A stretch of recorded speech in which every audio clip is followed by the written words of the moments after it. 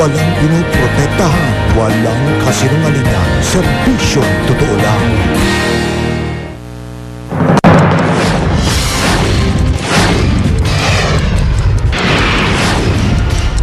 Ilang taniman ng gulay sa Benguet, nagyeyelo na sa sobrang lamig. Mga magsasaka, problemado na sa aanihin. Bentahan ng gulay sa Metro Manila, apektado na kaya ang presyo? Driver ng Kasat Bus na nakapatay ng 7 magkakamag-anak sa aksidente sa Star Tollway sa Batangas, pansamantalang pinalaya. Operasyon ng LRT Line 2 naantala kaninang umaga dahil sa kumalas na bakal mula sa tren. 300 empleyado ng MMDA natanggal sa trabaho dahil tinapyasan ng budget ang ahensya. Momento sa sahod sa Calabarzon, aprobado na. Lalaking bumarel sa isang kagawad sa Caloocan, nakuhanan ng mismong biktima bago ito mapatay. Inarestong tindera, ginahasa umano ng isang pulis sa loob mismo ng headquarters ng Manila Police District.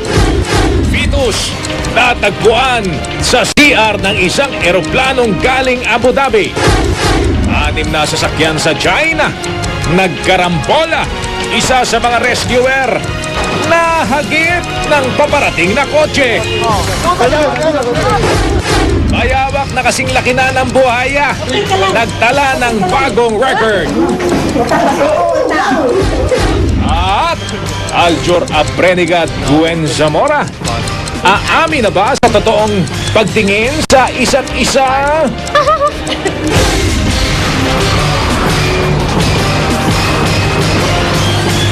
Mula sa GMA Network Center, narito si Mike Enriquez. Ito ang 24 Oras.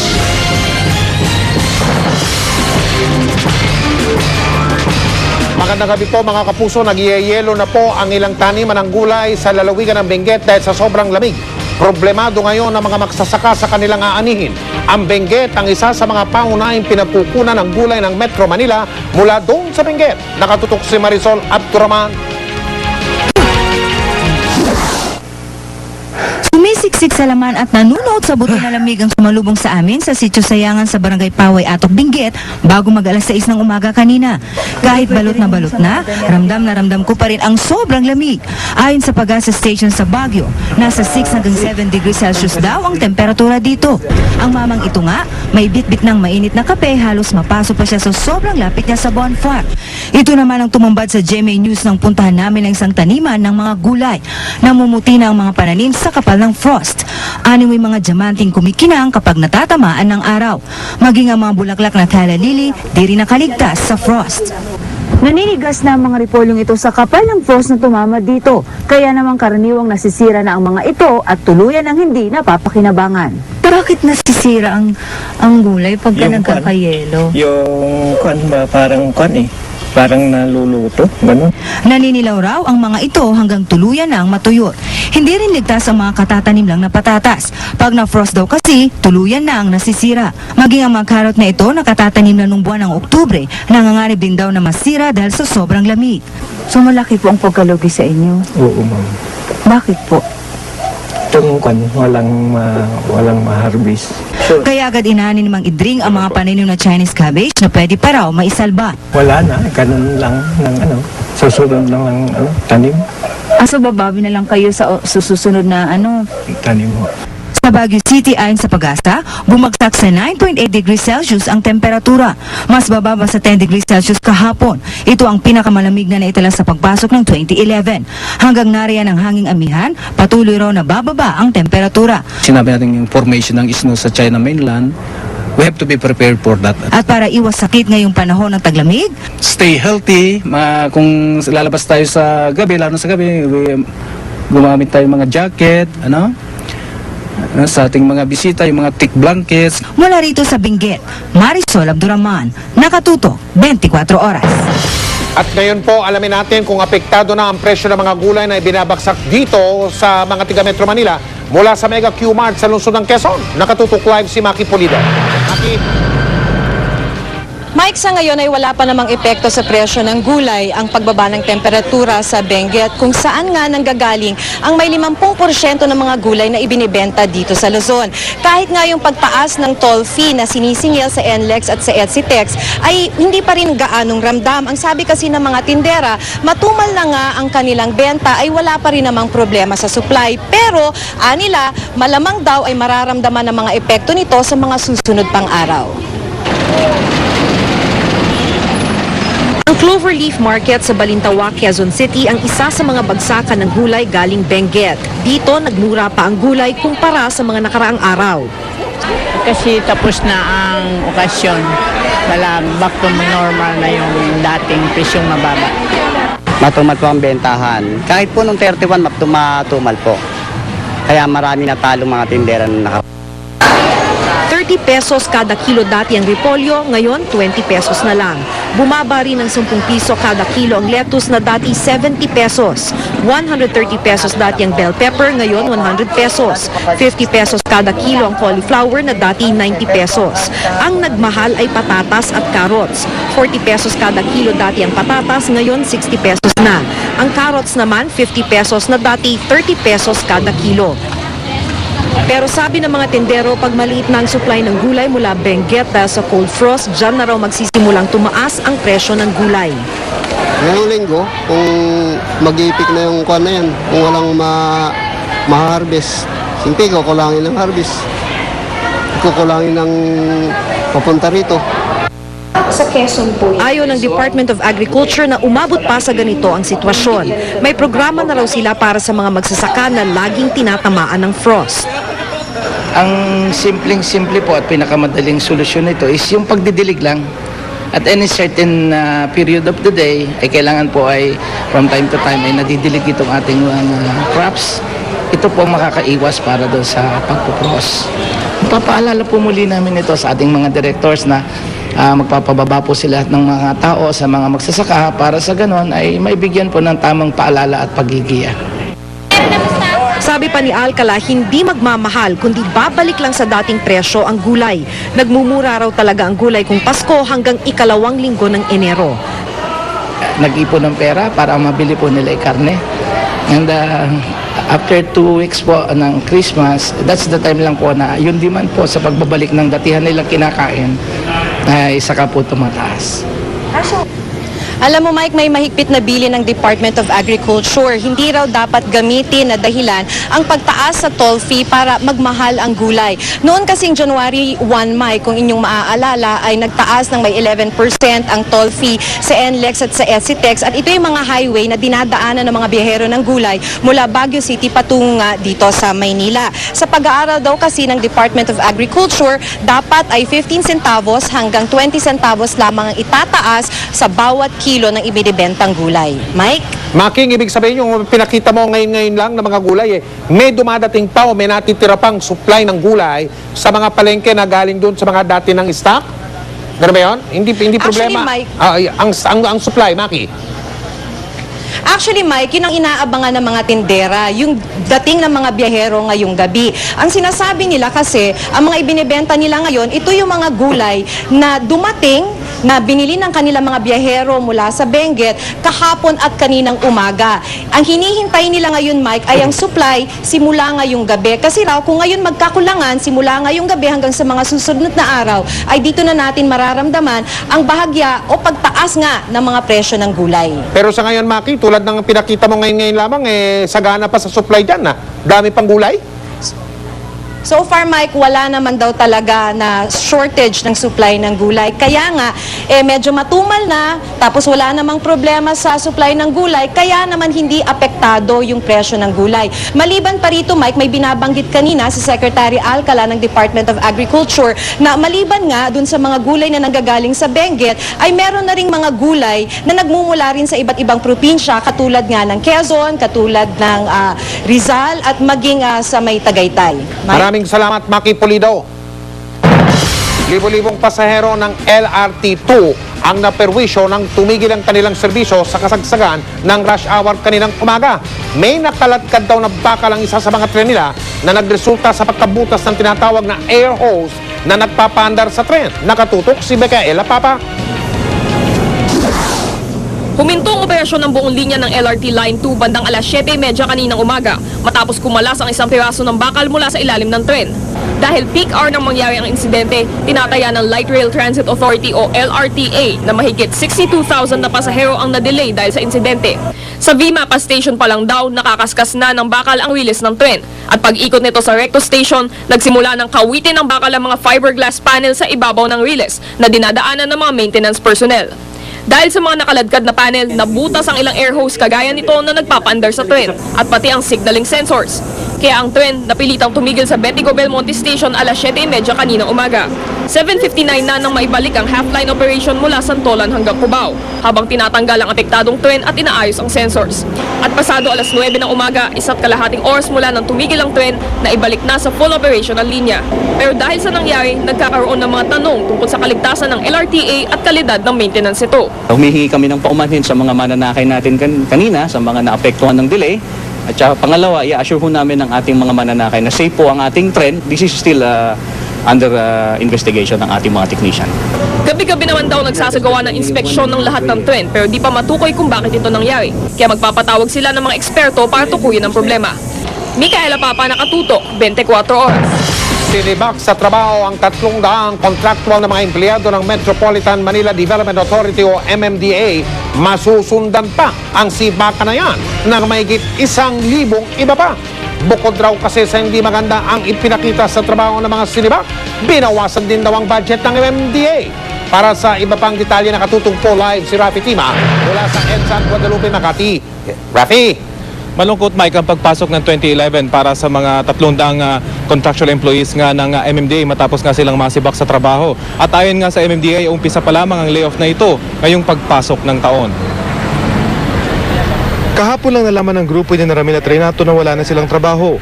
8 taon na raw silang nagtatrabaho sa Sidewalk Clearing Operation Group ng MMDA bilang contractual workers. Si Ramil at Renato ay kabilang sa 300 contractual employees ng MMDA na mawawala ng trabaho. Pero maliit pa raw ang bilang na ito dahil 1,800 ang kabuang bilang na inirecommend ng sibakin ng MMDA. At laking gulat nga daw nila nang makitang nakapaskil sa kanilang opisina na hindi na renew ang kanilang kontrata sa pagtatapos ng 2010. Kung dapat pong tanggalin, okay naman po. Kaya lang po, yung walang pasabi, bigla-bigla lang po. Pagpasok namin ng January 1st, hindi po namin alam, wala na kami trabaho. Hindi po kami napaghanda. Hindi kayo na-warningan, kumbaga? Wala po, sir. Humingi ako sana ng sa kanila, wala rin talaga eh. Tanggalan talaga daw. Ano sabi sa inyo? Final na yan? Final na daw. Wala na magagawa. Hindi na kayo pwedeng umapila? Hindi na po. Karamihan sa kanila may mga kaso umanong laging absent kaya hindi na-renew ang kanilang kontrata. Reklamo naman nila, arawan lang daw sila at may dahilan kung bakit minsan lumiliban sila sa trabaho. Ang positive sa absenteeism, 18%. Meron kong absent na 11. Tapos, kaya ako naka-absent ng may bigat na dahilan. Explanation naman kami, ewan ko lang kung anong mangyayari sa explanation namin. Ayon sa MMDA, may dahilan naman kung bakit sila pinuntiryang huwag nang i-renew ang kontrata. Yun po yung mga nag-expire na ho yung contract at sangayon po sa aming personal office, ito po yung palaging absent, yung sa performance evaluation hindi gaanong kagandahan at ito rin po yung rekomendado ng kanilang mga department heads na hindi na dapat i-renew. Pero ang mabigat daw na dahilan ng layoff, ang 52% bawas sa budget ng ahensya. Noong 2010 at sa mga nakalipas pang taon, 2.076 billion pesos ang budget ng ahensya. Ngayong 2011, bumagsak ito sa 980 million pesos. Rekomendasyon umano ng Department of Budget and Management, magtanggal sila ng kulang-kulang 2,000 empleyado para magkasyang budget. Bagay na posible umanong makaapekto sa operasyon ng ahensya. We have to look at the picture in a wider perspective na may mga bagay na kailangan gawin bagamat malungkot. Pero mag-iisip pa rin ho kami ng pamamaraan kung paano po maibsan ang dagok nitong sitwasyon na ito. Ang gusto ni Wasan Mike ng MMDA ay mabawasan yung bilang ng mga traffic enforcers dahil nga sa napipinto pang dagdag na layoff ng MMDA. Marami sa mga natanggalay mula sa sidewalk clearing operation at doon sa construction equipment maintenance office. At ayon nga sa MMDA ay pipilitin nila kahit mahirap na mag-budget at pagkasyahin yung kanilang tinapira sa budget na huwag na sanang magbawas ng mga tauhan. Mike? Maraming salamat, Rafi Tima. Kung sa MMDA ay nagbawas ng mga empleyado, may magandang balita naman para sa ilang manggagawa. May dagdag sweldo. Simula sa 15 ng buwang ito, may dagdag sahod ng mga manggagawa sa Calabarzon Region o sa Region 4A na una lang ipinatupad nitong uno ang dagdag sweldo sa mga manggagawa sa CAR o Cordillera Administrative Region. Yan ang tinutukan ni Pia Arcangel. Mabuti na ang mahuli kaysa wala, kaya kahit na delay ng ilang buwan, swerte na rin daw maituturing ang mga manggagawa sa Region 4A o Calabarzon Region dahil sa unang buwan ng bagong taon, matatanggap na nila ang dagdag sahod nila. 17 pesos kada araw ang dagdag sahod sa Region 4A. Hulyo pa ng nakaraang taon nang umpisahan ng deliberasyon para sa wage increase dito, pero nito lang matatapos na ang 2010 na pagdesisyonan ng Tripartite Board. I think the tripartite sectors in the wage board feel na hindi pa talaga nakaka-recover yung economy ng Region 4A from the global financial crisis kasi sila yung most hit. Naunang naipatupad ang wage increase sa NCR at iba pang lugar sa bansa noong nakaraang taon. Tanging Region 8 at Region 2 ang may pending wage hike sa ngayon.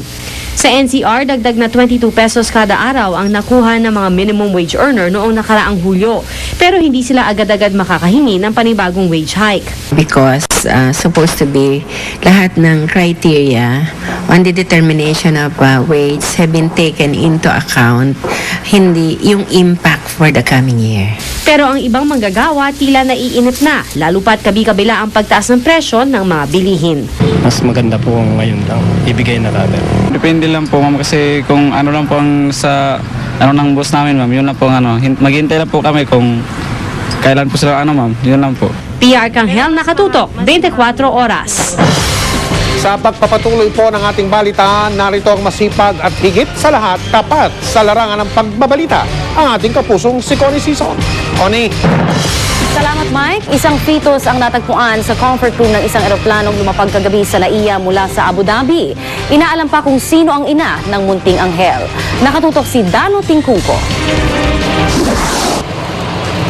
Pasado alas 11 kagabi sa basurahan sa CR ng Etihad Airways flight galing Abu Dhabi, natagpuan ng tinatayang 6 na buwang fetus. Sa sinumpang salaysay na ibinigay ng aircraft cleaner na si Randy Odo sa Pasay Police, sinabi niyang naglilinis daw siya sa lavatory ng eroplano nang mapansin daw niya isang dugo ang balot ng tissue.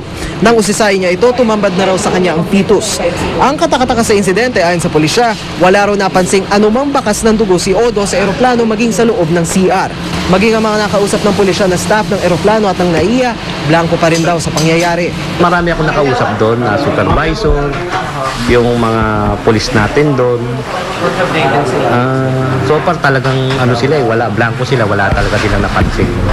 Kasi sa dami kasi ng bumaba, sa dami ng mga bumaba galing ng Abu Dhabi. Pwedeng sabihin nating plinano niyang pinalaglag, pwede ring aksidente na nalaglag. Nakunan, ganun parang nakunan. Pwede rin sabihin natin na sinadya niya. Nasa pangangalaga na ng Veronica Funeral Homes ang fetus. Kasalukuyan pang tinutunto ng Pasay Police kung sino ang ina nito. Patuloy namang kinukuha ng GMA News ang pahayag ng Etihad Airways hinggil sa insidente. Nito nakaraang Nobyembre lang, isang babaeng patungo sa Taiwan ang nanganak sa loob ng CR malapit sa Intelligence and Investigation Division Office ng MIAA. Nadiskubre ng janitress ang panganganak matapos magduda sa OFW dahil sa tagal sa loob ng CR. Swerte naman na iligtas ang sanggol. 2 buwan bago yan noong Setyembre, iniwan sa basurahan ng Gulf Air Flight 154 ang may bagong panganak na sanggol na nakakabit pa ang pusod. Kalaunan ay napag-alamang iniwan ito ng inang OFW mula Bahrain. Ang sanggol ay nasa pangangalaga ngayon ng DSWD at pinangalan ng George Francis. Dano Tingkong, nakatutok, 24 oras. Samantala, nakakaantig naman ang kwento ng isang babaeng nakilala ng GMA News. Bagamat namatayan siya ng sanggol, nag-volunteer siyang magpa-breastfeed at magbigay ng kalinga sa mga sanggol na inabandona naman ng kanilang mga ina. Yan ang tinutukan ni Cara David. Taon-taon taon, halos 1,000 sanggol ang inaabandona ng kanilang mga magulang. Napupunta ang ilan sa kanila sa Cribs Foundation, isang foster home para sa mga abandoned baby. Marami sa mga sanggol dito nangangailangan ng gatas ng ina at init ng kanilang yakap. Pero dahil iniwan na sila ng tunay na magulang, nangungulila ang mga batang ito. Mabuti na lang at may mga volunteer tulad ni Donna. December 10 nang isilang ni Donna ang kanyang unang anak. Pero premature si baby Sofia at sa kasamaang palad, binawian ng buhay matapos isilang. Not all mothers na bibigyan ng angels. Pag nalulungkot ako, parang kinakausap ko na, sinasabi ko na help me to move on. Tapos pag-pray niya kami ng daddy niya always. Bagamat hindi nabuhay ang kanyang sanggol, patuloy na naglactate si Donna at naisip niya, imbis na masayang ang gatas, ibigay na lang niya ito sa mga sanggol ng Cribs Foundation. Ngayon, regular na nagpapasuso sa mga inabando ng sanggol si Donna. Nakakatulong sa pagpapalakas ng immune system ng mga sanggol ang breast milk na kanyang hatid. Hindi man niya kadugo ang mga batang ito, pakiramdam ni Donna, regalo niya ito sa yumao niyang anak na si Sofia. Pag hawak mo na sila, parang sa'yo na rin sila kasi wala silang mga mommies, iniwan sila. Ako gustong gusto kong magka-baby kami. Iba yung joy na nararamdaman mo. Kahit hindi mo na maiisip na hindi mo siya anak eh. Nagdarasal pa rin si Donna na mabiyayaan ng sarili niyang anak. Pero habang di pa ito dumarating, handa siyang magmalasakit at magbigay kalinga sa mga batang di nabigyan ng pagkakataong mayakap ng tunay na ina. Cara David, Nakatutok, 24 Oras. Kaligtasan mo sa Alerto 24. Isang inarestong vendor sa lungsod ng Manila ang nagrereklamong ginahasa umano siya nang humuli sa kanyang pulis at ang pangahalay ay naganap umano sa loob pa mismo ng punong tanggapan ng Manila Police District. Si Salima Refran, Naka-Alerto 24. Dito sa MPD Integrity Office, dinedetene ang mga inirereklamong tiwaling pulis Maynila. Pero dito pa sa loob ng tanggapan gumawa umano ng krimen ang isang MPD Intelligence Officer. Ang akusasyon ng isang babaeng vendor, panggagahasa at pagnanakaw. Kanina nagsampara ng kasong rape at robbery sa Manila Fiscal's Office ang MPD Women's Desk laban kay PO3 Antonio Bautista. Ayon sa statement ng biktima, madaling araw ng December 31, 2010, nilapitan siya ni Bautista sa kahabaan ng Carriedo Street at sinama sa MPD Integrity Office sa kasong bagansa. Panakot daw ni Bautista, makukulong ang biktima kung hindi ito susunod sa kanyang mga kagustuhan. Bukod sa panggagahasa, kinuha pa raw ng pulis ang wallet ng biktima na naglalaman ng 4,000 pesos. Pinakawalan lamang daw ang biktima nang hanapin na ng kanyang kinakasama. Sa loob umano ng opisinang ito nangyari ang panggagahasa. Ang sospek binaklas pa ang jalusing ito makapasok lamang sa nasabing opisina. Galit na galit ang hepe ng Integrity Task Force sa Manila Police District na hindi daw dapat pumapasok sa kanilang tanggapan si Bautista dahil hindi niya ito tauhan. Paano nakapasok yan dyan? Hindi naman namin member dito sa Integrity Task Force yan. Ang suspect na si PO3 Bautista hindi na nagpakita. Hindi naman daw ititigil ng MPD ang paghahanap sa kanya. Kailangan natin dyan ng kamay na bakal at although meron silang due process, ibibigay natin sa kanila ang nararapat para sa kanila. Dapat panagutan niya kasi pulis siya dapat maging maging lalaki siya.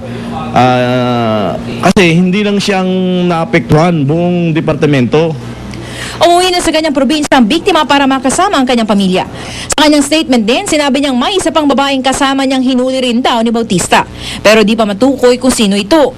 Meron din daw kasama si Bautista nang siya ay hulihin, pero di pa malaman ang kanyang pagkakakilanlan. Salima Refran, Naka-Alerto 24. Isinailalim na sa state of calamity ang bayan ng St. Bernard sa lalawigan ng Southern Leyte na sinalanta ng baha at pagguho ng lupa. Ang mahigit 1,000 kataong inilikas ay nananatili pa rin sa mga evacuation center. Nakatutok doon live si Julius Segovia. Julius, kamusta na dyan? Mike, hindi muna pahihintulutang makabalik sa kanilang tahanan ng mga evacuee. Hintayin daw muna nila ang abiso ng pag-asa kaugnay sa lagay ng panahon. Ayaw na raw masisipa ng lokal na pamahalaan ng St. Bernard sa pagragasa ng tubig at pagguho ng lupa sa bayan nila. Hindi naman daw sila nagkukulang sa paalala. Landslide Bukod sa radyo at text message, panay rin ang ikot ng mga nag-aabiso ng paglikas sa mga residente tuwing bumubuhos ang malakas na ulan. Hindi naman totoo na ang St. Bernard ay hindi natuto. In fact, we've learned a lot. In fact, in-overhaul namin yung mga priorities namin sa St. Bernard after 2006. That's why nakafocus kami sa disaster management. But there are just things talaga na you cannot really predict or anticipate. Pero mismong si Pangulong Noynoy Aquino, pinatututukan na sa Department of National Defense, DENR at DPWH ang pinakahuling trahedya na ikinasawi ng 3 bata nitong linggo. Ito ang Ground Zero o ang mismong pinangyarihan ng malagim na landslide noong February 2006 sa Barangay Ginsaugon, Southern Leyte, kung saan 150 ang kumpirmadong patay. Kung inyong mapapansin, wala ng kabahayan sa lugar, maliban na nga lamang sa ilang mga residente na pilit na binabantayan ang kanilang palayan. Pero ang sentro ng landslide nitong linggo na ikinasawi ng 3 bata ay sa Barangay Bolod-Bolod. Halos 3 kilometro ang layo nito sa Barangay Ginsaugon. Kaya ipinagtataka rin ng lokal na pamahalaan ang trahedya, lalo pat wala raw ito sa listahan ng high-risk landslide areas base sa geohazard map ng bayan. Kaya learning ito ng munisipyo na dapat isama hindi lang yung mga high vulnerability, high risk na yung mga hazard na talagang high risk ang barangay, but to include all possible hazards. Nasa state of calamity na ang St. Bernard. Bukod sa pinsala sa mga bahay at ilang establishmento gaya ng kapilya, aabot sa halos 3 milyong piso ang halaga ng pinsala sa pagragasa ng tubig baha sa agrikultura. Nabuwal kasi ang mga puno at nasira ang mga pananim. 1 hektarya ng palaya ni Mang Facundo ang nadamay sa malakas na pag-ulan. Pagsasaka ang isa sa ikinabubuhay ng mga taga rito. Ayan, napituhan. Lalo na nung malaking baha dyan. Long-term plan ng lokal na pamahalaan na bigyan ng relocation site ang mga residenteng naninirahan sa paligid ng kabundukan.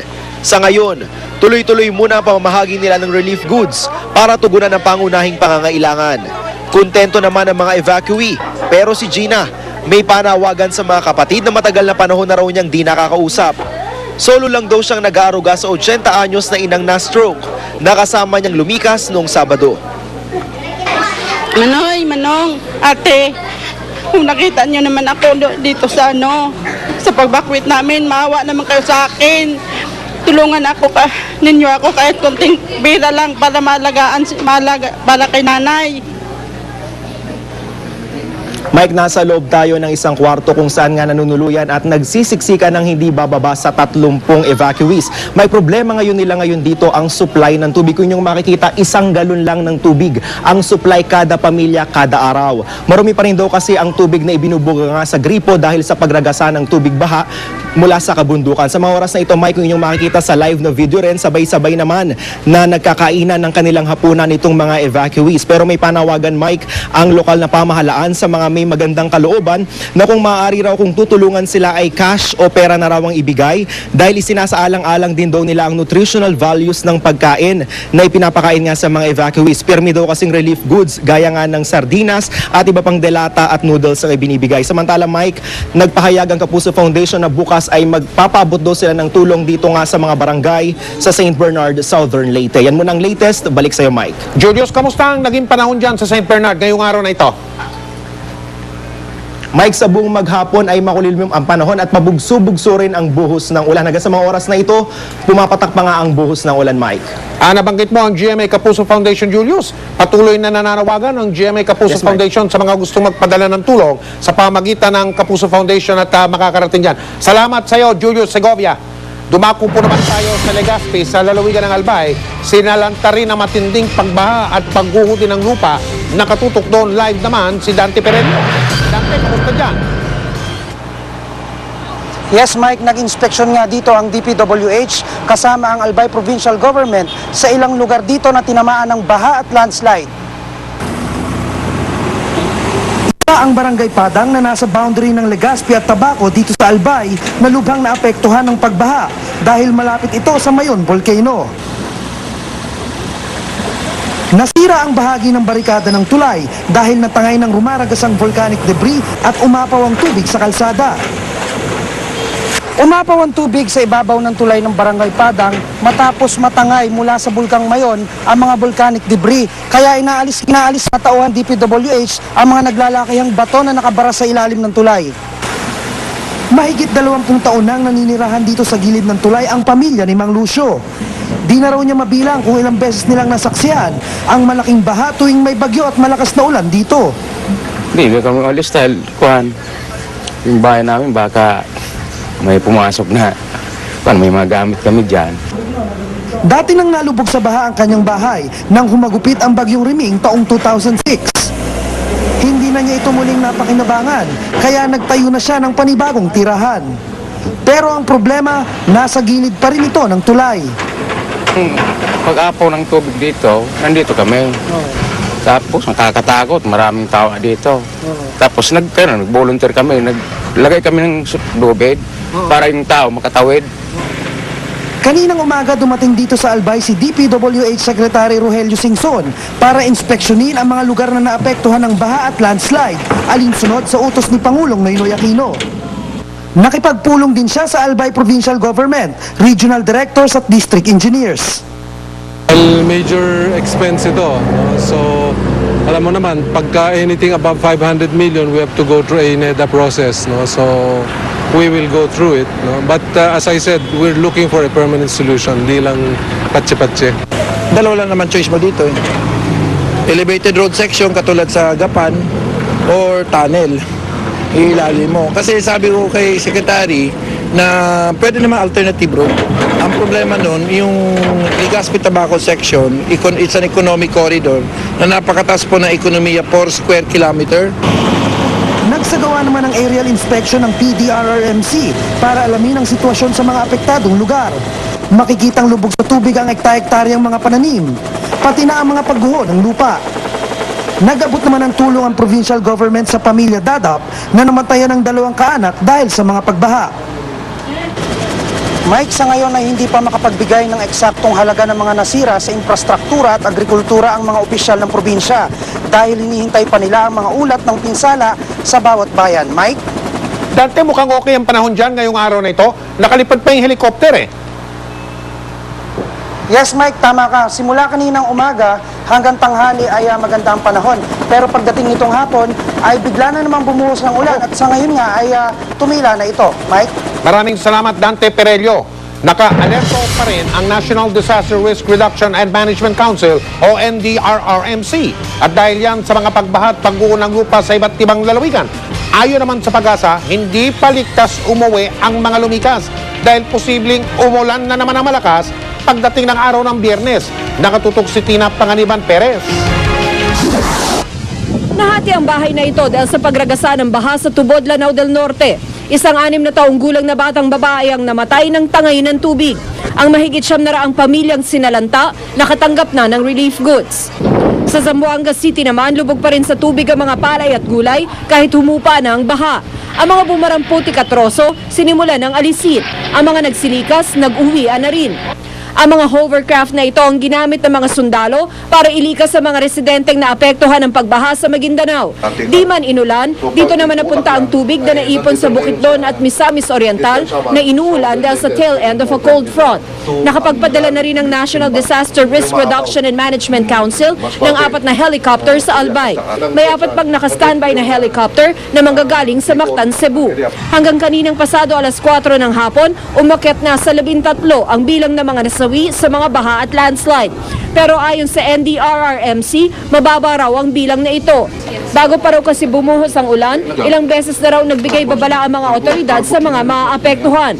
Ang ilan daw sa mga nasawi, mga pinalikas na pero bumalik sa kanilang mga bahay nang di raw alam ng mga otoridad. Maganda yung preparasyon natin yan, naka-preposition. Proactive na tayo ngayon. So hindi lang tayo nakatuon doon sa response. Sa ngayon naka-blue alert ang NDRRMC. Ibig sabihin, naka-alerto ang mga tinatawag na essential government agencies tulad ng AFP, PNP, DSWD, DOH, DPWH, Philippine Coast Guard at Pag-asa. Magiging delikado yung ibibigay niyang epekto. So naglalabas kami ng advisory. Ayon sa Pag-asa, huhupa ang ulan sa loob ng 1 o 2 araw. Ang tail end of a cold front na itinulak pababa sa Visayas at Mindanao ng northeast monsoon o hanging amihan ay bahagyang aakyat dahil may panahong hihina ang hanging amihan. Pero di raw ibig sabihing ligtas nang magsiuwian ng mga lumikas dahil lalakas daw ulit ang ulan sa Biyernes o Sabado. Doon na lang muna sila sa evacuation center para at least safe sila ron. Tumugon lang sa babala ng authorities, no? Huwag ka tigas ulo. Tina Panganiban Perez, nakatutok, 24 oras. Mga kapuso, kapapasok lang po ng balitang ito, tinambangan po sa lungsod ng Quezon ng Vice Alcalde ng Bayan ng Aroroy sa lalawigan ng Masbate. Sa paunang impormasyon mula sa Quezon City Police District, binaril si Vice Mayor Arturo Maristela sa barangay Sauyo kaninang hapon lamang. At kasama po ni Vice Mayor ang kanyang misis sa kanilang SUV pauwi sa Fairview nang mangyari ang pananambang. Idineklarang patay na si Vice Mayor Maristela sa ospital. Wala pa pong tinatawag na lead o suspect sa mga sandaling ito ang mga otoridad.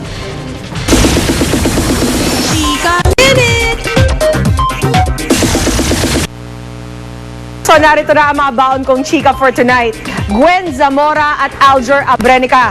Lalo raw naging close sa set ng Machete. Ano na nga ba ang real score sa pagitan nila? At Kapuso Twin star Luis de los Reyes, nape-pressure nga ba dahil napili siyang bida sa bagong telefantasya ng Jim? Ang mga detalye niyan at iba pang chika ihahatid ko sa inyo maya-maya lang. Ang gunman, ayan po mga kapuso ho, na nakapatay sa isang barangay Kagawad sa Caloocan. Nakuna ng litrato na mismong napatay niya. 2 bahay sa magkaibang lugar sa lungsod ng Quezon. Magkasabay na sunog. Bayawak na sinlaki ng buwaya nahuli sa isang bahay. Buhay na buhay. Pumipiglas pa.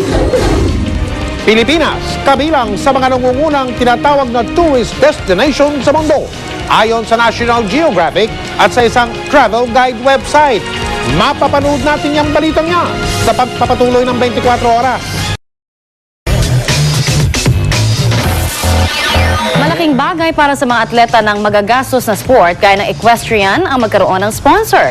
Kaya naman hindi biro ang pagtanggi ng kababayan nating si Tony Leviste sa alok sa kanya ng bansang Qatar na may hinihinging kapalit. Maki-time out muna tayo kay Chino Trinidad. Kapalit ng milyon-milyong piso na kinakailangan para sa training at sa pagbiyahe ng mga kabayo mula sa Europa tungo ng iba't ibang bahagi ng mundo ay ang Filipino citizenship ng kilalang equestrian ng Pilipinas ang magiging kapalit. Kinukuha kasi si Tony ng bansang Qatar upang maging bahagi ng kanilang national team.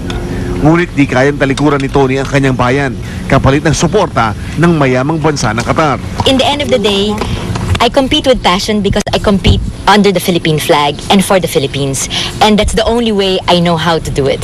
So I couldn't turn my back on my country and I could never do so.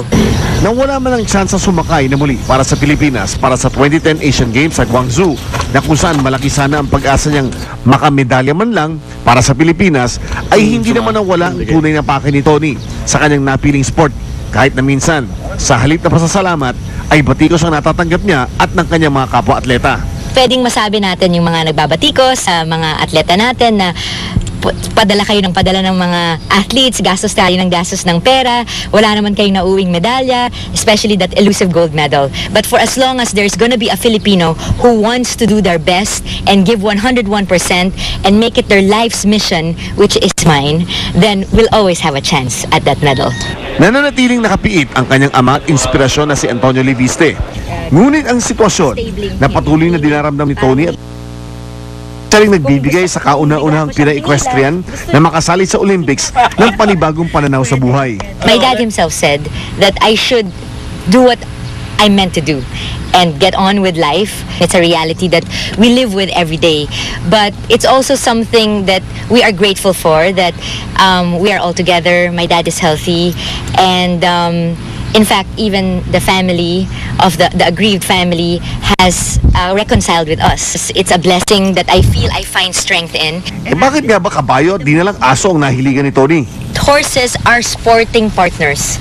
They're not pets. They're more than your best friends. They're sporting partners. They're athletes like you are. In fact, sa Olympic Games, they are the only non-human athletes. They're considered athletes as well in the Olympics. And meron silang sariling athletes village na mas mahirap pa mas mabigat pa yung security doon kaysa doon sa totoong athletes village. Kasi napakamamahal ng mga kabayong nasa Olympics, di ba? Iba raw ang pag-uugali ng mga kabayo na ultimong tibok ng puso ng kanyang rider ay nararamdaman. Kung ang mga atleta ay ninenervyos, ganun din daw ang mga kabayong atleta ang turing sa Olympic level. They're considered athletes because they have qualities that regular athletes have. They have the desire to win. They have the ability, the skill. Chino Trinidad Nakatuto, 24 oras. Sa kabila ng tinatawag na suspension order laban sa mga bus ng Gasat Express, yun po yung naka-aksidente sa Star Tollway sa Batangas. Kung maalala ninyo, patuloy pa rin daw nakakabiyahe ang ilan sa mga bus nila. Nakatutok si Steve Dailisan, eksklusibo. Ito ang kinahinatnan ng jeep na sinasakyan ng 7 nasawi sa aksidenteng naganap kamakalawa sa Star Tollway sa Batangas. Tanggal ang bubungan sa daan na iwang nakahandusay ang mga tumilapong biktima. Ang bus ng Gasat Express ang itinuturong salarin. Kasama ang GMA News kaninang umaga, sinadya ng mga tauhan ng LTFRB ang 2 garahe ng Gasat Express para taking wala ng bus nito ang bumabiyahe kasunod ng pagkakakansela ng kanilang prangkisa bunsod ng aksidente. Pero sa unang garahe ng Gasat Express sa Lagro, Quezon City, 2 bus lang ang inabutan naming nakagarahe. Sa mas malaking garahe sa San Jose del Monte, Bulacan, pawang mga sira at di na gumaganang busang naroon. Di rin daw pumasok ang mga driver kaya mga empleyado lang sa opisina ang natira. Gayunman sa bilang ng LTFRB, kulang ang dapat sanay 17 bus na kabilang sa prangkisang kinansela. Pero sa panayam ng GMA News sa tapagsalita ng kumpanya ng bus na si Vivian Martinez, sinabi nitong may mga bus pa raw silang papauwi pa lang galing sa biyahe. Alas 7 na raw kasi kagabi nang matanggap nila ang suspension order. Pero handa naman daw silang isuko ang lahat ng plakang kabilang sa suspendidong prangkisa. Meron pong mga ilan na ngayon pa lang po pauwi. So, kaya po yung iba po kumpletin namin at nandiyan naman po sa garahe namin na makikita po talaga na hindi po tumatakbo. Yung iba naman po, nakarehab naman po talaga. Actually, sir, yung 17 units na yan, hindi naman po lahat is running. Inamin din ng Gasat Express na walang special permit ang naaksidenteng bus sa Star Tollway. Nagahol daw sila sa pagkuha nito dahil sa dami ng pasahero. Limitado lang din daw ang pinagkaloob ng LTFRB. Kasi 20% lang po ang ibinibigay po nila. Sa 20% po na yun is 3 units lang po ang pwede po nilang maibigay. Nangailangan lang po talaga ng additional unit para po makapagsilbi lang po doon sa ruta po ng tinatakbuhan po namin doon. Pero kahit klaro na ang paglabag, ayon sa LTFRB, dadaan pa rin daw sa due process ang pag-iimbestiga. Aminado rin ang ahensya na kulang sila sa tao para manghuli ng mga kolorum. Sad to say, pero one of our weaknesses is the enforcement. But we have plans to strengthen our enforcement arm. Sa LTFRB na mismo nang galing, sa dinami-dami ng mga bus na nasangkot sa aksidente, ni isa wala pang napapatawan ng tuluyang kanselasyon sa prangkisa. Kaya naman hindi na nagtataka ang National Council for Commuter Protection kung bakit patuloy pa rin ang malalagim na aksidente. Ang hamon nila ngayon sa LTFRB, patunayan na may ngipin ang kanilang ahensya. Mabigat na rin suspension, because aside from the preventive suspension at 30 days automatic, as long as their cases have not been resolved, nakukontinue yung suspension nila. Pag mga nakakaraang panahon ay nakaligtas yung iba, kailangan maipakita na iba na ang ating panahon. Kailangan maipakita ang disiplina at pagrespeto sa batas. Bukas dadayo sa Batangas ang NCCP o National Council for Commuter Protection kasama ang mga automotive expert para makatulong sa investigasyon at para malaman kung ano ang tunay na sanhi ng aksidenteng kumitil sa 7 buhay. Steve Dailisan, Nakatutok, 24 Oras. Samantala, nananatiling balot ng pigati ang pamilyang namatayan ng 7 kaanak sa aksidenteng yan sa Star Tollway sa Batangas. Hanggang ngayon, wala pa hong kasong naisasampa laban sa driver ng bus na naka-aksidente. Nakatutok si Claire Delphine live mula sa lungsod ng Batangas. Claire? Mike, pinalayan na ng Ibangan Police Station ang driver ng bus na nakabanggaan ng isang jeep sa Star Tollway nung linggo. Ang kaanak naman ng pamilya, hirap pa ring tanggapin ang nangyaring trahedya.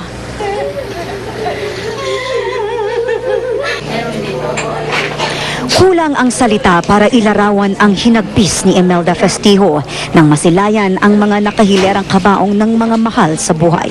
Kagagaling lang niya sa ibang bansa kaninang umaga, sana nga raw bangungot lang ang nangyari. Hindi niya raw matanggap na wala na ang asawa't 2 anak na tanging inspirasyon niya sa pagtatrabaho bilang domestic helper sa Singapore. 2 taong gulang si Lawrence, 12 naman si Jermil.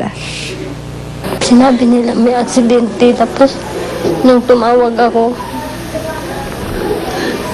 sabi nila wala na yung asawa ko, wala na yung anak ko. Masakit man para sa pamilya Festijo ang nangyari, di nila pinigil ang paglayan ng driver ng bus na si Aurelio Doctora mula sa Ibaan Police Station.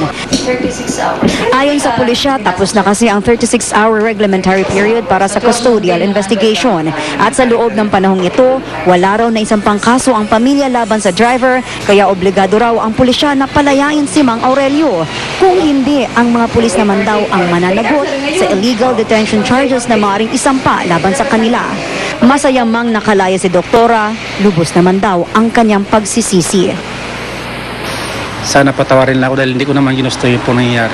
Pinagsisihan po talaga dahil kasi may pamilya rin ako po, may mga anak din ako. Eh kung sa akin mangyari, di masakit din. Sinabihan ko na rin ang bus company na Gasat na sana may sarili din silang internal rules kung paano i-disiplina. Otherwise, lagi silang haharap sa ganito mga usapin. Ayon sa pulisya, sa inisyal na negosasyon sa pagitan ng Gasat Express at ng pamilya ng mga biktima, napagkasunduan daw na settle o aaregluhin na lang ang kaso. Yun na po. Mike, ang 4 na sugatan ay nanatili pa sa ospital kung saan ang 2 ay nasa intensive care unit pa. Kanina ay binisita naman ni Batangas Governor Vilma Santos ang burol ng 7 biktima. Sa Sabado na rin nakatakdang ilibing ang mga ito. Mike? Maraming salamat, Claire Delphine. Chika Minute! Marami ang nakakapansin sa kakaibang closeness ni Alger Abrenica at Gwen Zamora. Ano nga ba talaga ang real score sa kanilang dalawa? Makichika kay Lars Santiago. Noong nakaraang taon pa, nang ipakilala si Gwen Zamora bilang bagong GMA artist, naging open na ang dalaga sa pagkasabing si Alger Abrenica ang pinaka-crush niyang kapuso aktor. Napadalas ang pagkikita nila dahil pareho silang nasa Party Pilipinas, pero hindi agad naging malalim ang kanilang pagkakaibigan. Nakarating kay Alger ang sinabi ni Gwen na crush siya nito. Nung nakita ko siya, sabi ko sa sarili ko, sigurado ka ba?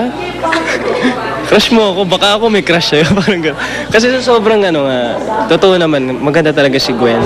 Nung nakita mo siya, nagka-crush ka rin sa kanya? Oo. Nung nakita ko siya, in-admire ko na po talaga.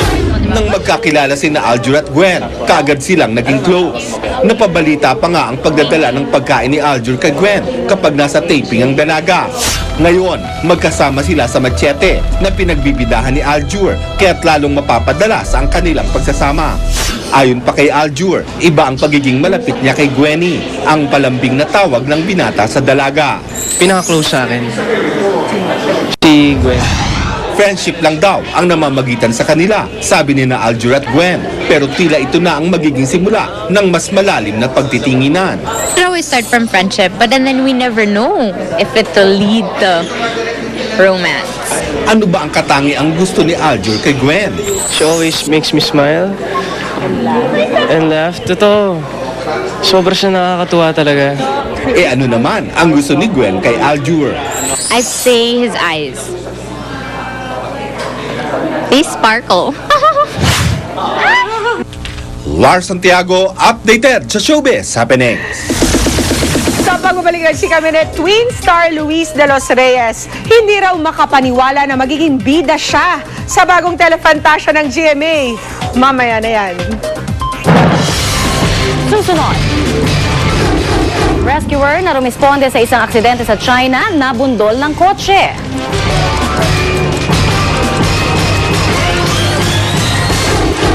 Senador Antonio Trillanes IV mag-a-apply daw sa amnesty program ng gobyerno. Nagsisisi na nga ba sa ginawang pag-aaklas? At bayawak na kasing laki na ng buwaya, nagtala ng bagong record. Tutukan ang lahat ng yan dito sa 24 Oras. Isang bayawak na kasing laki na ng buwaya ang natagpuan sa Pampanga. Dahil sa laki ng water monitor lizard, nagtala ito ng bagong record. Nakatutok si Doc Ferds Resyo. May isang uri ng bayawak na kapwa na bubuhay sa tubig at lupa. Pero natagpuan ko ito sa loob ng isang bahay. Ang kanyang laki, mahigit na 6 na talampakan. O kasing laki ng isang buhaya. Nasa tubig siya eh. Lumalangoy. Tapos sumahon sa may sa may bukid doon. Nilapitan ko at tumawag ako ng kasamahan ko. Hinabol namin. Tapos yun, hinabol namin. Hinuli namin. Inawakan namin ng buntot. Tapos tinali na namin. Nung pa lang ako nakakita ng ganong kalaki. Yung halos nakikita ko, maliit lang. Tahimik lang ang bayawak habang pinagmamasdan kami. Kaya sinamantala ko ang pagkakataon para makuha ito.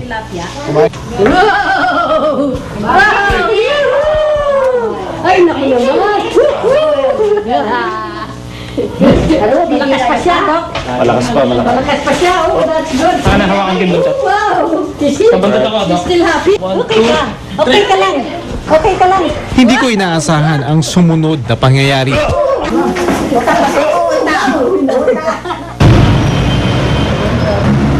Dito sa clinic, sasailalim siya sa mas masusing pagsusuri.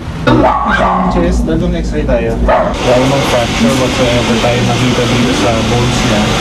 So makikita natin yung density ng bones. Naman. Agad na rin namin siyang dinala sa Paubi Rescue Center. Sa Luzon, naitala na ang bayawak na mahigit kumulang 2 metro ang haba. Pero ang aming nakuha ay mas mahaba kaysa sa unang naitala. Kaya pinatiyak namin ito sa eksperto. Yung nakuha ninyong specimen na galing sa Pampanga, kakaiba dahil masyado siyang malaki. Well, at least dito sa National Museum, sa Zoology Division, for example, walang mga records ng ganong kalalaking specimen. So mahalaga yung inyong record. Nilagyan din ng bayawak ng microchip na magsisilbing pagkakakilanlan nito sa oras na siya ay pakawala na ulit sa wild. Ako si Doc Ferds Resyo, born to be wild. Isa ring bagong world record ang naitala sa pag-akyat naman sa gusali gamit ang bisikleta. Nagawa yan ng isang biker mula sa Spain na 6 na beses na umakyat sa tuktok ng isang hotel. Sa kabuuan, 2,700 baitang ang matyaga niyang tinalon gamit ang kanyang bike. Natapos na ito sa loob ng 1 oras, 42 minuto at 9 na segundo. Sa ngayon, pinag-iisipan niyang akyatin ang Burj Khalifa sa Dubai, ang pinakamataas na gusali sa mundo. Kaligtasan mo sa Alerto 24. Dalawang magkasabay na sunog ang naganap sa magkaiwalay na lugar sa lungsod ng Quezon ang tumutok kay CJ Taruk. Pasado 2:00 ng hapon nang masunog ang tahanan ni Attorney Augusto Gatmaytan sa May Palma Street, Philinvest 2, Batasin Hills, Quezon City. Mabilis na tinupok ng apoy ang 2 palapag na bahay. Wala mang ibang bahay na nadamay, na water damage naman ang kanyang 2 mamahaling kotse. Wala ang may-ari ng bahay nang maganap ang sunog na umabot sa second alarm. Sa ngayon, iimbestigahan natin, kasi pagdating ng first fighting unit, kalat na yung apoy, Totally burn yung origin of fire sa second floor. Habang nasusunog ang isang bahay sa may Batasan, tinupok din ng apoy ang isa pang tahanan sa may barangay pinagkaisahan sa Cubao. Ayon kay FO2 Romel Montaño, fire investigator ng Quezon City Fire, bandang alas 2:40 ng hapon, nagsimula ang apoy sa 81-I Minnesota Street. Umabot ng third alarm ang sunog kung saan tinupok ang 2 palapag na tahanan ni Teresa Pabo. Wala namang naiulat na sugatan. Tinatayang umabot ng 300,000 piso ang halaga ng napinsala ng apoy. Paalala ng BFP, iba yung pag-iingat lalo ngayong ilang buwan na lamang at papasok na naman ang summer season. Huwag pabayaang nakasaksak ang anumang home appliances kung iiwang walang bantay o tao ang inyong tinitirhan. At dahil tapos na ang Pasko at Bagong Taon, siguruhing maayos na inilis ang mga ginamit na Christmas lights at masinop na nailigpit ang mga ito sa tamang paglalagyan. Ang hotlines ng BFP NCR 729-5166 at 407-1230. Jay Taruk, nakatutok, 24 oras. Formal nang isinalin kay Rear Admiral Alexander Pama ang pamumuno sa hukbong pandagat ng Pilipinas o Philippine Navy. Bagamat hindi malapit sa Administrasyong Aquino, pinili raw si Pama dahil sa kanyang magandang tinatawag na track record sa pagtugis sa mga abu-sayaf. Nakatutok si Lia Manyala. Sa hudyat na ito at sa huling saludo, nagtapos ang pamumuno ni Rear Admiral Danilo Cortez sa Philippine Navy. Kanina formal nang pumalit sa kanya si Rear Admiral Alexander Pama. Philippine Military Academy Batch 1979 si Pama at dating commander ng Naval Forces sa Western Mindanao Command. Sa kanyang speech, nagpasalamat si Pama kay Pangulong Noynoy Aquino sa pagbibigay sa kanya ng pagkakataon na maging Flag Commander-in-Chief ng Navy. I was not a personal acquaintance before my name came up as a probable candidate for Flight PM. Yet I recently learned upheld AFP Board General's recommendation in my favor, mainly on the basis of my personal credentials and professional track record. Pinapurihan naman ng Pangulo si Cortez sa nagawa sa Navy. Malaki raw ang nagawa niya para mabantayan ang teritoryo ng bansa. Sa loob lamang ng 8 buwan, buong pagpupursiging inilapit ni Admiral Cortez ang Navy sa katuparan ng inyong tunguhin. Ang maging isang hukbong matatag, may paninindigan at tinitingala ng lipunan. Puro papuri rin ang ibinigay ng Pangulo kay Pama na kilala raw na mahusay na intelman na tumugis sa bandidong grupong Abu Sayyaf. Pinamunuan dati ni Pama ang anti-terrorism group ng Philippine Navy na Task Group Stingray na nag-operate sa Basilan, Sulu at Tawi-Tawi. At naging commander ng Task Force Trillium na siyang nagsagawa ng mga operasyon laban sa Abu Sayyaf. Isang veterano sa mga kampanyang tumutugis sa Abu Sayyaf. Pinatunayan ni Rear Admiral Pama ang kanyang kakayahang pangunahan ang ating hukbong dagat. Kasabay ng pagpapalit ng liderato ng hukbong pandagat ng Pilipinas kanina, tiniyak ng Pangulo na gagawin ng kanyang administrasyon ang lahat para matustusan ang pagbabagong bihis ng Navy. Ipinagmalaki nito ang karagdagang 260 pesos sa combat allowance ng mga sundalo kabilang ang Navy. Nasa 500 pesos na ngayon ang combat pay nila. Nariyan man ang mga balakid tulad ng mga pinaglumaang barko at kakulangan sa ilang mahalagang kagamitan. Asahan po ninyong doble kayo din ang inyong gobyerno upang makahanap pa ng may inam na paraan upang mapabuti ang mga ito at maipagpatuloy ang integridad ng ating hukbong dagat. Lia Manyalak, nakatutok, 24 oras. Nakatakda ang ilabas ngayong linggong ito ang executive order tungkol sa tinatawag na Open Skies Policy. Ibig sabihin po niyan, malaya nang makalilipad ng direkta dito sa Pilipinas ang mga airline ng ibang bansa. Nagbabalik si Lia Manyala. Kumbaga sa negosyo, open for business na raw ang aviation industry sa Pilipinas kapag ipinilabas na ng Malacanang ang executive order para sa Open Skies Policy. Ibig sabihin daw nito, malaya nang makakalipad ng direkta sa bansa ang mga international airline kahit ilang beses nilang gustuhin. Sa ilalim rin ng Open Skies, direktang makakalipad sa mga secondary airport ng bansa ang mga international airline. Pwede rin silang mag-pick up ng pasahero mula roon at dalhin sa pinanggalingan nilang bansa o sa iba pang bansa. It sends a signal to mga airlines, to the carriers, na bukas na ang Pilipinas. Pwede na magplano na pumunta rito. Kung tutuusin, sabi ni Lim, hindi na bago ang konsepto ng Open Skies Policy. Nauna na kasi itong ipinatupad sa Clark International Airport sa bisa ng Executive Order 500A. Clark grew from 10,000 passengers in 2002 to 600,000 today. Ang national interest ba ay interest ng airline o interest ng karamihan. If one new tourist can create one new job, then if you have 3 million new tourists, we will have 3 million new jobs. Sa bagong ilalabas na EO, ipapatupad ang Open Skies Policy sa mga secondary airports sa Cebu, Davao, Lawag, Puerto Princesa, Bacolod at Calibo. Hindi nakasama sa Open Skies Policy ang NAIA dahil ito naman ang main airport ng bansa. 3 airline na ang agad nagpasabi na unang susubok sa Open Skies Policy, ang Nippon Airways, Korean budget airline na Jin Air at ang Air Asia Philippines na bahagi ng Malaysian Air Asia Airlines. Sa katapusan na ng Pebrero papasok dito ang Nippon Airways. Magkakaroon ng competition yung mga airlines, so bababa ang presyo, so mas marami ang pupunta dito. When you have more tourists, you create demand for more hotels, so more investors will invest in hotels. We will create more jobs. Nauna ng kumontra ang ilang grupo sa pagpirma ng Pangulo sa Open Skies Policy. Pero sabi mismo ng Pangulo, makakatulong ito sa atin, lalo na sa turismo. Pag pupunta sa Manila papuntang Cebu, parang kailangan pang pumunta ng Singapore raw para makaabot na Cebu. Dahil they cannot ride carriers that are on the blacklist. So we are trying to remove ourselves from that blacklist. 2 taon ang blacklisted ng Civil Aviation Authority of the Philippines o CAAP sa Amerika at Europa dahil sa hindi raw pagsunod sa itinakdang safety standards ng naturang mga bansa. Kaya kung hindi raw ito maisasaayos, mananatili itong balakid sa Open Skies Policy. It doesn't help kung may open skies tayo pero hindi naman lilipad dito yung mga carriers dahil may blacklist tayo. Lia Manyalak, Nakatutok, 24 Oras. Samantala, nabulilyaso man ang tourism campaign na Pilipinas Kay Ganda, natutuwa naman ang Department of Tourism dahil napapabilang pa rin ang Pilipinas sa listahan ng mga pangunahing tourist destinations ng ilang sikat na websites. Nakatutok si Ivan Mayrina.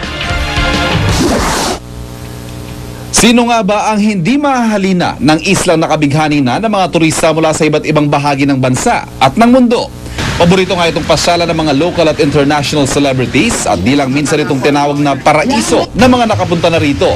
At ngayon maging ang mga hindi kasing sikat na beach sa bansa, unti-unti na rin napapansin. Sa website ng travel guide na Lonely Planet, rank 6 ang Pilipinas sa kanilang top 10 best value destinations para sa taong ito. Kung hanap mo raw ay mga hindi pa nadidiskubre pero naggagandahang beach, surfing at kakaibang pagkain sa abot kayang halaga, patok na puntahan ang Pilipinas. We're delighted that we're number 6. At least now we're getting rankings in positive light. As you know, we have a very limited budget for promotions. Maliban sa Boracay, ilang mga beach pa ang balak i-promote ng Tourism Department, kabilang mga matatagpuan sa Bohol, Bicol, Cagayan de Oro, Surigao at Aurora. Pero di pa rito nagtatapos ang magandang balita para sa DOT.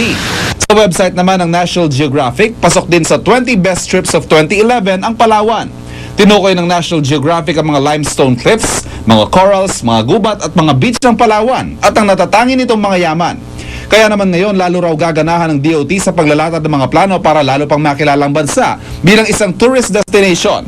Kasunod ng nabulilyasong kampanyang Pilipinas Kay Ganda ng DOT, ngayon daw ay mas maingat at mas masusi raw nilang pinagpaplanuhan ang bawat hakbang para mahigitan ng 3.3 milyon na turistang dumating sa bansa nitong nakaraang taon na nagpasok ng tinatayang $2 bilyong. We have a target of doubling tourism between 2010 and 2016, the end of the President's term. And so far we are on track. With this news about Lonely Planet and National Geographic, it will help boost our destination. Pero higit sa mga naggagandahang tanawin, mga murang produkto at masasarap na pagkain, nananatiling ang ugaling Pilipino na palangiti at mabait sa bisita ang numero 1 pang-akit sa mga turista. I love it because the people are extremely welcoming and smiles for everybody.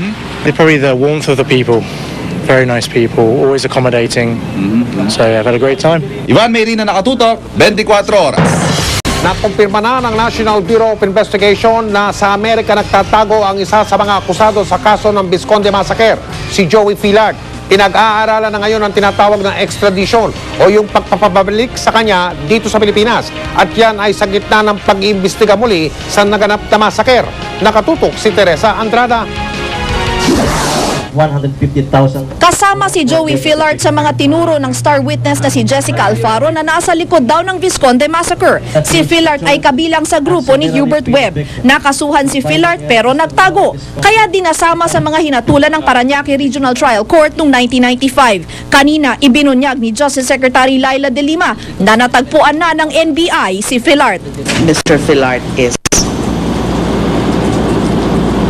somewhere in the United States, and I told them to access him so we can question him. May naka-confirm na nakausap at nakita. Inutos na ni De Lima sa NBI na kumpirmahin kung saan sa Amerika nagtatago si Fillard. Pinag-aaralan na rin ng DOJ ang extradition ni Fillard na may standing warrant of arrest kaugnay sa Visconde Massacre case. Ang isa pang akusado, si Artemio Ventura na nagtago rin, hinahanap pa ng NBI. Sabi ng kalihim, malaking tulong sa reinvestigation ng DOJ ang pagtukoy sa kinaroroonan ni Fillard. Matatanda ang inabsuelto ng Korte Suprema ang grupo ni Webb dahil questionable raw ang mga testimonya ng star witness na si Alfaro. Nakakatulong yan kasi sinabi nga niya na may Fillard, may Ventura, and then nawala nga itong dalawa. So medyo nakakatulong yan sa credibility ni Jessica. Kasama ang grupo ni Hubert sa mga iniimbestigahan ng Interagency Task Force na may hawak sa reinvestigation ng Visconde Massacre. Ang dalawang iba pa, ang Barroso Akyat Bahay Gang at mga construction worker, pinaghahanap pa ng PNP. Pinabubusisi rin ni De Lima sa NBI ang depensa ni Hubert na nasa Amerika siya nang mangyari ang krimen. Ang kanyang pasaporte at certification galing sa US Immigration nang ipinresinta niyang ebidensya sa korte. Ayon kay De Lima, kukunan ulit ng pahayag ang immigration officer na si Ferdinand Sampol na umano'y nagtatak ng date of departure sa pasaporte ni Hubert noong March 9, 1991. Pati la bandera ng pamilya Webb na si Mila Gaviola na tumestigo na nasa bansa noon si Hubert. Kung totoo yung istorya ni Jessica, then the alibi was completely fabricated. If it was Jessica who is fabricated as a witness, then the defense of alibi is correct. Dahil may 20-year prescriptive period, June 30, 2011 ang deadline ng DOJ para makapagsampa ng panibagong kaso laban sa mga suspect. Pero sabi ni De Lima, pipilitin nilang tapusin ang reinvestigation at posibleng pagsampa ng kaso sa loob ng 3 buwan. Teresa Andrada, Nakatutok, 24 Oras. Chika Minute! Kinamusta namin ang first New Year ni na Ogie Alcacid at Regine Velasquez bilang mag-asawa. Kwento ni Ogie, nag-e-enjoy daw siya sa buhay may asawa lalo na't magaling daw si Regine sa kusina. Yan ang chika ni Lars Santiago. Unang concert na pagsasamahan ni na Ogie Alcacid at Regine Velasquez ngayong mag-asawa na sila ang I Valentine You sa February 12 sa Crown Plaza. Si Pops Fernandez ang kaback-to-back dito ni Ogie at guest lang si Regine. Pero masaya pa rin si Ogie na magkasama silang mag-asawa sa isang Valentine's show. Ngayon kasi meron kaming mga as much as possible, if we can work together, it would be nice. That's good. Oo. Especially yung mga tours sa States. Sana like ako meron akong tour, sana guest siya. Sobrang na-enjoy ni Ogie ang kanyang buhay may asawa sa piling ni Regine. Naging masaya ang 3 araw nilang pananatili sa Bohol, kasama ang ilang kamag-anak at maging sina Michelle Van Aymeren at ang asawa nitong si Mark Morrow. Puring-puri din ni Ogie ang husay ni Regine sa pagluluto. Gusto ko yung mga, may pagka-Mediterranean kasi yung luto niya healthy. Gusto ko yung mga vegetables niya, gusto ko yung mga isda niya. Pero kung minsan, kung gusto kong hindi masyado maging healthy, meron siyang masarap na spare ribs. Noong New Year's Day nga raw, normal na buhay may asawa ang naranasan nila ni Regine. Pinag-day off daw nila ang lahat ng kanilang kasambahay at mga driver. Kami lang. Tapos nagmaneho ako, nag-drive ako, nag-ikot-ikot kami, yung like normal people. At maganda kasi nung January 1, walang traffic, 'di ba? So, umikot-ikot kami. Ang sarap. Normal lang na mag-asawa. Punta kami sa the fort, naglakad-lakad. Wala pa rin daw pagbabago sa plano ni Ogie at Regine na magkaroon ng belated honeymoon sa darating na summer. Sana Kung hindi kami mabuntis, kasi syempre, medyo 40 and above na kami, kailangan maghinay-hinay. Matutuloy kami sa Italy. Sa March or April, pupunta kami Positano, Italy. At sa Roma na rin, syempre. Lars Santiago, updated sa Showbiz Happening. Sa linggo na po ang pista ng itim na Nazareno kung saan inasang libo-libong deboto ang dadaksan na naman.